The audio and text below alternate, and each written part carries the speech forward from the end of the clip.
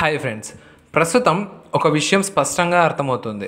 అదేంటంటే అమెరికా అధ్యక్షుడు ట్రంప్ ఎలాగైనా సరే మన భారతదేశాన్ని లొంగ తీసుకోవాలని చూస్తున్నారు. దానికోసం ఎంత దూరమైనా వెళ్ళడానికి సిద్ధమయ్యారు. ఆ దిశగా అమెరికా వేస్తున్న అడుగు ఏంటంటే విదేశీ ఉద్యోగులను నియమించుకునే కంపెనీలపై 25% సుంకాలు విధించాలని అమెరికా ప్రతిపాదించింది. అంటే ఇప్పటి వరకు దిగుమతులపై మాత్రమే సుంకాలు ఉండేవి, కానీ ఇప్పుడు ఏకంగా కంపెనీలనే టార్గెట్ చేస్తున్నారు. దీనికి తోడు అమెరికా వాణిజ్య సలహాదారుడు మాట్లాడే మాటలు వింటుంటే అతనికి పిచ్చెక్కిందేమో అని అనిపిస్తుంది. ఎందుకంటే ఇంత జరిగిన తర్వాత కూడా భారతదేశం తమ ముందు లొంగిపోతుందని ఆయన ఆశిస్తున్నారు. అంతేకాకుండా భారతదేశానికి భవిష్యత్తులో మంచి జరగదని బెదిరింపులు కూడా చేస్తున్నారు. అంతేకాకుండా బ్రిక్స్ దేశాలను కూడా నేరుగా టార్గెట్ చేస్తూ బ్రిక్స్ దేశాలు అమెరికా రక్తాన్ని పీల్చేస్తున్నాయని, అమెరికాకు తమ వస్తువులు అమ్మకుండా బ్రిక్స్ దేశాలు బ్రతకలేవని బెదిరిస్తున్నారు. అయితే ఒకవైపు అమెరికా బెదిరింపులు చేస్తుంటే మరోవైపు రష్యా, భారతదేశం కలిసి SCO సదస్సు వేదికగా ప్రపంచ వాణిజ్య సంస్థ విషయంలో అమెరికా మోసాలను బయటపెట్టాయి. దీంతో అమెరికా బెదిరింపులు నోరు మూసుకుంది. అంతేకాకుండా ట్రంప్ సుంకాల విషయంలో ఇబ్బంది పడుతున్న సమయంలోనే మన దేశం సింగపూర్తో 5 అతిపెద్ద ఒప్పందాలను ఖరారు చేసుకుంది. ఈ పరిణామాల గురించి ఈరోజు ఈ వీడియోలో వివరంగా తెలుసుకుందాం. కానీ ముందుకు వెళ్ళబోయే ముందు దయచేసి ఈ వీడియోని లైక్ చేయండి, అలాగే మన ఛానల్ను సబ్స్క్రైబ్ చేసుకోండి. నిజానికి మన దేశం ఇప్పటి వరకు అమెరికా బెదిరింపులకు భయపడి లొంగిపోలేదు.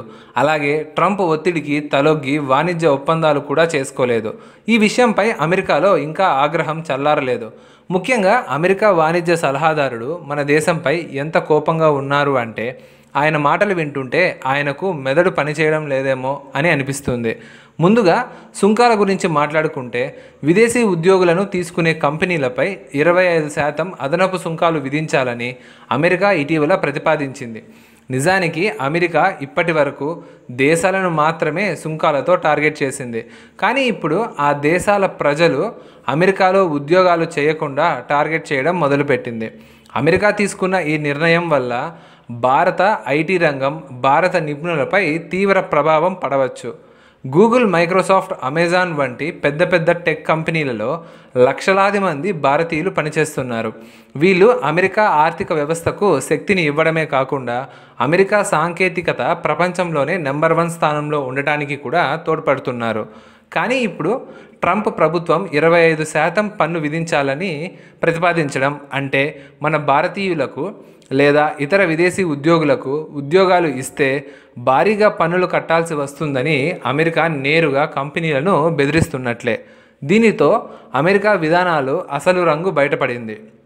వాళ్ళు స్వేచ్ఛ మార్కెట్, ప్రపంచీకరణ కావాలనుకుంటున్నారు. కానీ మన దేశం యొక్క బలమైన శ్రామిక శక్తిని చూసి మాత్రం తలుపులు మూసేస్తుంటారు.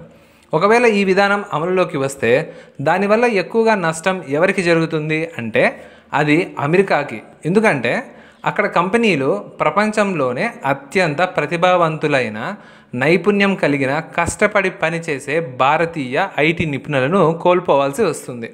అప్పుడు ఆ కంపెనీలు ప్రపంచ టెక్ రేస్లో వెనుకబడి ఉన్నప్పుడు భారత్ను ఆపడం అంత సులభం కాదని అమెరికాకు అర్థమవుతుంది.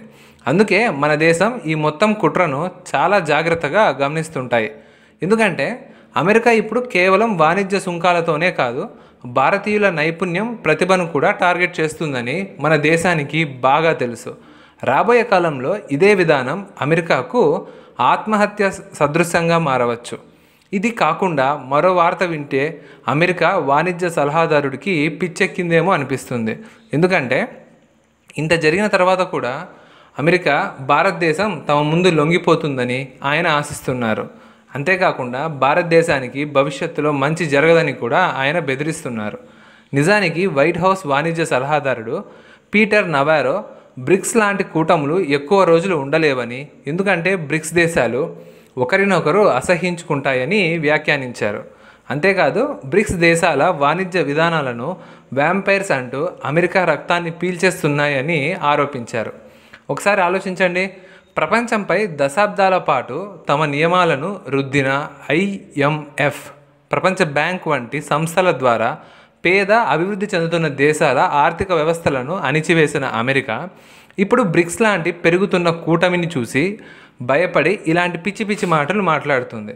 నవారో చేసిన వ్యాఖ్యలు బ్రిక్స్ ప్రభావం ఎంతగా పెరిగిందో తెలియజేస్తున్నాయి. ఇప్పుడు ఈ కూటమి తమకు నిద్ర లేకుండా చేసే ప్రమాదంగా వాషింగ్టన్ భావిస్తోంది.